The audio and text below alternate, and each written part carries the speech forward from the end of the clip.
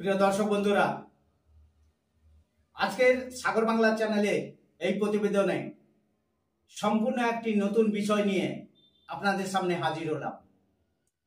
যে বিষয়টি নিয়ে আজকের এই প্রতিবেদনে আপনাদের সামনে আলোচনা করব, আমরা এতদিন ধরে কিন্তু সত্যি সেই বিষয়টি জানতাম না, আর আমাদের ধারণা আপনারাও কিন্তু সেই বিষয়টি জানেন না। আজকের এই প্রতিবেদনটি দেখে অনেকেই হয়তো বলবেন, এই প্রতিবেদন থেকে আমাদের কি লাভ হবে। তাদের বলবো, যারা কথায় কথায় বলেন সরকার প্রতিবন্ধী মানুষদের জন্য কিছু করছে না, যারা কথায় কথায় বলেন সরকার প্রতিবন্ধী মানুষদের জন্য চিন্তা ভাবনা করছেন না, তারা কিন্তু এই প্রতিবেদন থেকে জানতে পারবেন সরকার কিন্তু প্রতিবন্ধী মানুষদের সঙ্গে আছে।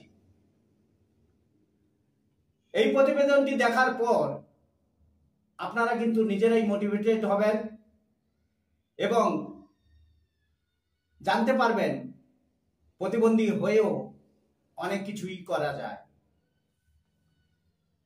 ভারতে প্রতিবন্ধী দৃষ্টিহীন প্রতিবন্ধীদের দ্বারা পরিচালিত একমাত্র রেডিও স্টেশনটি হলো হ্যালো দুন 91.2। আজকের এই প্রতিবেদনে আমরা বিস্তারিতভাবে আপনাদের সামনে তুলে ধরব দৃষ্টিহীন প্রতিবন্ধীদের দ্বারা পরিচালিত হ্যালো দুন 91.2 এই রেডিও স্টেশনটি ভারতবর্ষের কোন রাজ্যে অবস্থিত, এই রেডিও স্টেশনে দৃষ্টিহীন প্রতিবন্ধীরা কিভাবে তাদের প্রোগ্রামগুলি পরিচালনা করেন, এই রেডিও স্টেশন আগামী দিনে প্রতিবন্ধী মানুষদের সঙ্গে নিয়ে কিভাবে কাজ করতে চলেছে, সমস্ত কিছু বিস্তারিতভাবে আজকের এই প্রতিবেদনে আমরা আপনাদের সামনে তুলে ধরব। সুতরাং এই গুরুত্বপূর্ণ অজানা তথ্যগুলি জানার জন্য আপনারা এই প্রতিবেদনের সঙ্গে প্রথম থেকে শেষ পর্যন্ত থাকবেন। সেই সঙ্গে আপনাদের অনুরোধ করব, সাগর বাংলা চ্যানেলটিকে সাবস্ক্রাইব করতে আপনারা ভুলবেন না। নমস্কার, আমি শিবনাথ, আর আপনারা দেখছেন সাগর বাংলা প্রতিবন্ধী মানুষদের নিউজ চ্যানেল। সাগর বাংলা চ্যানেলে সবাইকে স্বাগত। চলুন একটা ছোট্ট বিরতি আমরা নেব, তারপরেই ফিরে আসব মূল আলোচনায়। আপনারা সবাই সঙ্গে থাকুন, শেষ পর্যন্ত থাকুন। প্রিয় দর্শক, একটি ছোট্ট বিরতির পরে আবার আপনাদের সামনে ফিরে আসলাম মূল আলোচনায়। ভারতে একমাত্র দৃষ্টিহীন প্রতিবন্ধীদের দ্বারা পরিচালিত রেডিও স্টেশনটির নাম হলো হ্যালো দুন 91.2, যেটি ভারতের দেরাদুনে অবস্থিত। এই বিষয়টি আমরাও জানতাম না। আমাদের ধারণা আপনারাও নিশ্চয়ই এই বিষয়টি জানেন না।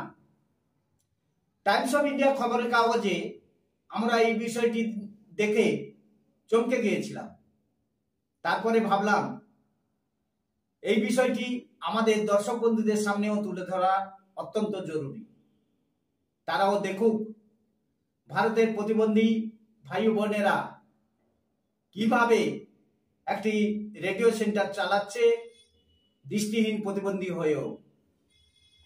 তাই আগে আপনাদের সামনে তুলে ধরব টাইমস অফ ইন্ডিয়ার সেই স্ক্রিনশটটি, যেটি আমাদের কাছে আছে। প্রথমে আপনারা সেই স্ক্রিনশটটি দেখে নিন, তারপরে আসবো বিস্তারিত আলোচনায়।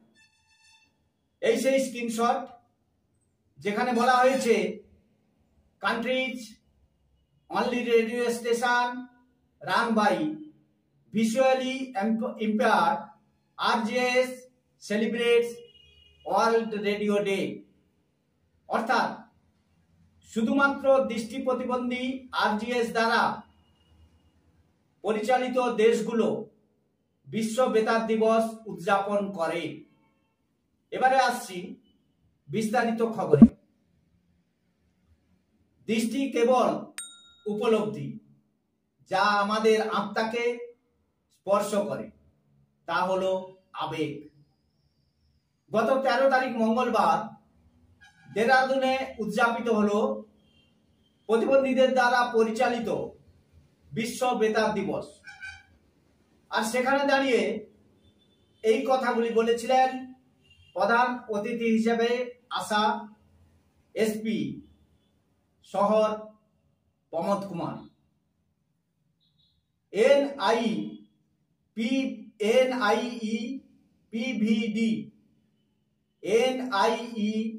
NIEPVD অর্থাৎ national institute for the empowerment of persons with visual disabilities, এরা একটি কমিউনিটি রেডিও সেন্টার চালায় যার নাম হ্যালো দুন 91.2। এটি দেশের একমাত্র কমিউনিটি রেডিও সেন্টার যেখানে সমস্ত অনুষ্ঠানগুলি দৃষ্টি প্রতিবন্ধী যুবকদের দ্বারা উপস্থাপন করা হয়। বিশ্ব বেতার দিবস উদযাপনের অংশ হিসাবে একটি আরজে হান্টের আয়োজন করা হয়েছিল। সেখানে নির্বাহী পরিচালক মনীষ ভার্মা বলেন, রেডিও সবসময় শুধুমাত্র বিনোদনের মাধ্যম নয়, তথ্য ও জ্ঞান প্রচারেরও একটি মাধ্যম।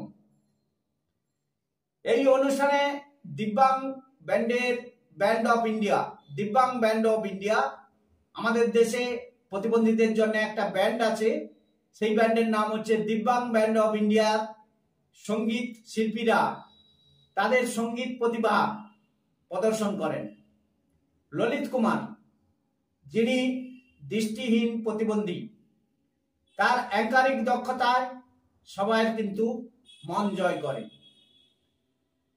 এই ইনস্টিটিউটটি দৃষ্টি প্রতিবন্ধীদের জন্য একটি রেডিও আরজে কোর্স ও চালু রয়েছে, যা দৃষ্টিহীন প্রতিবন্ধীদের ভয়েস আর্ট ক্যারিয়ার অন্বেষণ করতে সাহায্য করবে। এই রেডিও চ্যানেলটি আগামী দিনে প্রতিবন্ধীদের সঙ্গে নিয়ে কাজ করার ক্ষেত্রে প্রতিশ্রুতিবদ্ধ। প্রিয় দর্শক, প্রতিবন্ধীদের এই সংবাদটি আপনাদের কেমন লাগলো আপনারা নিশ্চয়ই আমাদের কমেন্টস বক্সে লিখে জানান। সেই সঙ্গে আপনারা কিন্তু লিখে জানান আপনারা এই সংবাদটি জানতেন কি জানতেন না। যারা জানতেন ইয়েস বলে লিখবেন, যারা জানতেন না নো বলে লিখবেন। আজকের প্রতিবেদনটি এই পর্যন্ত। আবার আপনাদের সামনে দেখা হবে নতুন কোনো প্রতিবেদনে।